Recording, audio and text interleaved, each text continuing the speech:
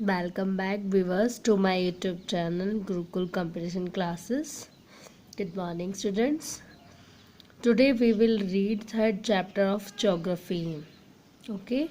The name of third chapter is Mineral and Power Resources. Minerals means खनिज and power resources means ऊर्जा संसाधन. Now I am starting the lesson. A naturally occurring substance that has a definite chemical composition is a mineral. एक प्राकृतिक रूप से प्राप्त पदार्थ जिसका एक निश्चित रासायनिक संगठक होता है उसी को मिनरल यानी कि खनिज कहते हैं. Minerals are not evenly distributed over space. Minerals are not evenly distributed over space. खनिजों का प्रत्येक जगह पर डिस्ट्रीब्यूट नहीं किया गया है. Minerals are not evenly distributed over space यानी स्थान के ऊपर किसी भी जगह के ऊपर खनिजों का स्पष्ट रूप से वितरण नहीं किया गया है. They are concentrated in a particular area और रॉक फॉर्मेशंस. वो एक निश्चित स्थान पर और एक विशेष क्षेत्र में या फिर चट्टानों के निर्माण वाली जगहों पर स्थित होते हैं या संकेंद्रित होते हैं. मीन्स कहने का ये कि जहाँ बड़ी बड़ी चट्टानें होती हैं वहाँ पर भी खनिज पाए जाते हैं. ठीक है. और इनके पाए जाने की जो जगह होती है वो कोई स्पेसिफिक जगह होती है. ये नहीं कि हर जगह मिनरल्स मिल जाते हैं. So they are concentrated in a particular area और रॉक फॉर्मेशन. तो ये एक विशेष क्षेत्र और या फिर एक चट्टान जहाँ पर निर्मित होती हैं वहाँ पर ये संकेंद्रित होते हैं. Some minerals are found in areas which are not easily accessible. कुछ खनिज तो ऐसे होते हैं जो उन क्षेत्रों में पाए जाते हैं जहाँ पर आसानी से उपलब्ध नहीं हो पाते. Such as the Arctic ocean bed and Antarctica. इनमें से कुछ आर्कटिक ओशन की तली है और कुछ अंटार्कटिका हैं. ये दो एग्जाम्पल्स हैं. Minerals are formed in different types of geological environment under varying conditions. खनिजों का निर्माण विभिन्न प्रकार की भूवैज्ञानिक गतिविधियों या भूवैज्ञानिक वातावरण में विभिन्न कंडीशन के अंदर हुआ है. तो खनिजों का निर्माण विभिन्न प्रकार के भूवैज्ञानिक पर्यावरण में विभिन्न प्रकार की कंडीशंस में हुआ है. They are created by natural process without any human interference. बिना किसी मानव हस्तक्षेप के इन्हें प्राकृतिक प्रक्रियाओं के जरिए उत्पन्न किया जा सकता है. They can be identified on the basis of their physical properties. उनके भौतिक गुण के आधार पर उनको पहचाना जा सकता है. उनकी पहचान की जा सकती है जैसे कलर के बेस पर, डेंसिटी घनत्व के बेस पर, हार्डनेस कठोरता एंड केमिकल प्रॉपर्टी और रासायनिक गुण जैसे कि सॉल्युबिलिटी यानी कि घुलनशीलता के आधार पर उनको पहचाना जा सकता है. नेक्स्ट टाइप्स ऑफ मिनरल्स यानी कि मिनरल्स के प्रकार.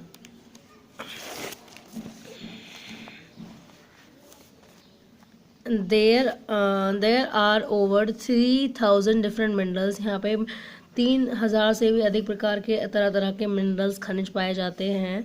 On the basis of composition minerals are classified mainly as metallic and non metallic minerals. सिर्फ संगठक के आधार पर खनिजों को मुख्य रूप से दो भागों में मेटालिक धात्विक और नॉन मेटालिक अधात्विक खनिजों में वर्गीकृत किया जा सकता है. ठीक है. तो मिनरल्स टू टाइप्स में डिवाइड कर दिया, मेटालिक एंड नॉन मेटालिक. और मेटालिक में दो टाइप के होते हैं, फियरस और non fierce. Metallic minerals contain metal इन रॉ फॉर्म. जो धात्विक खनिज होते हैं उनके अंदर अपरिष्कृत रूप में मेटल होता है, धातु होती है. यानी कच्चे रूप में धातु होती है, असंशोधित रूप में धातु होती है. Metals are hard substances that conduct heat and electricity. धातुएं कठोर पदार्थ होती हैं जो विद्युत और ऊष्मा की सुचालक होती है. And have a characteristic of lustre और शाइन. और उसके अंदर ज्योति और चमक की भी एक विशेषता होती है. आयरन और बॉक्साइट, मैग्नीज और आर सम एग्जाम्पल्स. तो ये कुछ उसके मेटालिक मिनरल्स के एग्जाम्पल्स हैं. मेटालिक मिनरल्स में भी फेरस और नॉन फेरस. जो मेटालिक मिनरल होते हैं, धात्विक खनिज जो होते हैं, वो फेरस भी हो सकते हैं और नॉन फेरस भी. फेरस वो होते हैं जिसके अंदर आयरन होता है और नॉन फेरस वो होता है जिसके अंदर आयरन नहीं होता है. हिंदी में बोलते तो फेरस को लौह संबंधी भी बोलते हैं जिसके अंदर लौह होता है. नॉन फेरस को अलौह बोलते हैं. फेरस मिनरल्स लाइक आयरन और manganese and chromites contain iron. तो फेरस मिनरल्स यानी कि लौह खनिज जैसे आयरन और मैग्नीज एंड क्रोमाइट, ये कुछ धातुएं हैं जिनमें के अंदर आयरन होता है। A non ferrous mineral does not contain iron but may contain some other metals. A non ferrous mineral यानी कि एक जो अलौह खनिज होता है उसके अंदर आयरन नहीं होता है, बट में कंटेन सम अदर मेटल, परंतु कुछ अन्य धातुएं होती हैं, और वो धातुएं जैसे एग्जांपल हैं गोल्ड, सिल्वर, कॉपर और लेड यानी कि सीसा। नेक्स्ट है non metallic mineral. Non metallic minerals do not contain metals. Non metallic यानी कि अधात्विक खनिजों के अंदर मेटल्स नहीं होते हैं, धातुएं नहीं होती हैं। लाइमस्टोन, चूना पत्थर, माइका, अब्रक and gypsum are examples of such minerals. ये कुछ इसी तरीके के खनिजों के उदाहरण हैं। Metals can be extracted by mining. Metals को किसके जरिए निकाला जा सकता है? माइनिंग यानी खनन के जरिए, ड्रिलिंग के जरिए और क्वेरिंग, पत्थर खोद करके निकाला जा सकता है। तो 3 टाइप्स होते हैं एक्सट्रैक्शंस ऑफ मिनरल्स की, माइनिंग, ड्रिलिंग और क्वेरिंग। ये एक मैं वो बना दिया है स्ट्रक्चर एक्सट्रैक्शन ऑफ मिनरल्स का। माइनिंग, ड्रिलिंग, क्वेरिंग, 3 टाइप्स की एक्सट्रैक्शन होती है मिनरल्स की, माइनिंग, ड्रिलिंग और क्वेरिंग। माइनिंग में क्या होता है? ओपन कास्ट माइनिंग होती है और शाफ्ट माइनिंग होती है, ठीक है। The process of taking out minerals from rocks buried under the surface is called mining. The process of taking out minerals, खनिजों को बाहर निकालने की प्रक्रिया, फ्रॉम रॉक्स बuried, दबी हुई चट्टानों से, अंडर द सरफेस, पृथ्वी की सतह से, सतह के नीचे से। तो पृथ्वी की सतह के नीचे से दबी हुई चट्टानों में से खनिजों को बाहर निकालने की प्रक्रिया को ही माइनिंग यानी कि खनन कहा जाता है। Minerals that lie at shallow depths are taken out by removing the surface layer. खनिज जो कि बहुत ज़्यादा गहराई में, उथली हुई गहराई के अंदर दबे हुए होते हैं, उन्हें सतह की परत को हटा करके निकाला जाता है। This is known as open cast mining. तो इसे जो है खुले प्रकार का खनन के नाम से जाना जाता है। डीप वॉर्स कॉल्ड शाफ्ट, जो गहरी खुदाई की जाती है, डीप वॉर गहरी खुदाई की जाती है, उसको बोलते हैं शाफ्ट।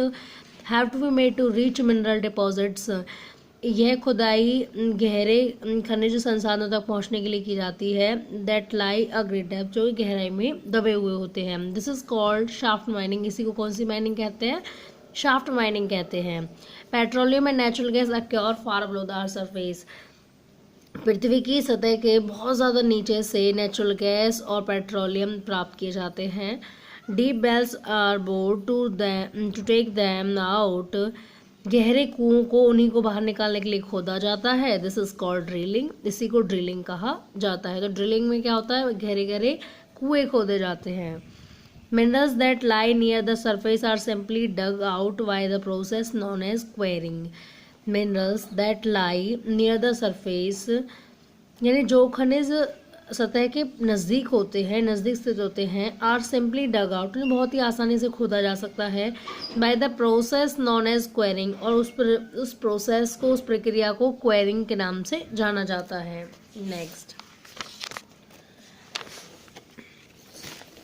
डिस्ट्रीब्यूशन ऑफ मिनरल्स यानी कि खनिजों का वितरण। Minerals occur in different types of rocks, minerals विभिन्न प्रकार की चट्टानों में पाए जाते हैं। Some are found in igneous rocks, इनमें से कुछ आग्नेय चट्टानों में, कुछ मेटामॉर्फिक चट्टानों में, वाइल जबकि कुछ अन्य सेडिमेंट्री यानी कि तलछटी चट्टानों में पाए जाते हैं।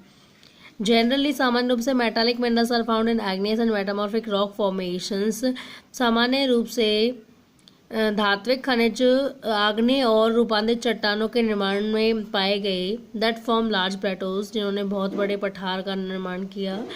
आयरन और इन नॉर्थ स्वीडन, आयरन और नॉर्थ स्वीडन में मिला। तो कॉपर एंड निकल डिपॉजिट्स इन ओंटारियो, कनाडा। तो कनाडा में ओंटारियो नाम की एक जगह है जहाँ पे निकल के और कॉपर के भंडार मिले।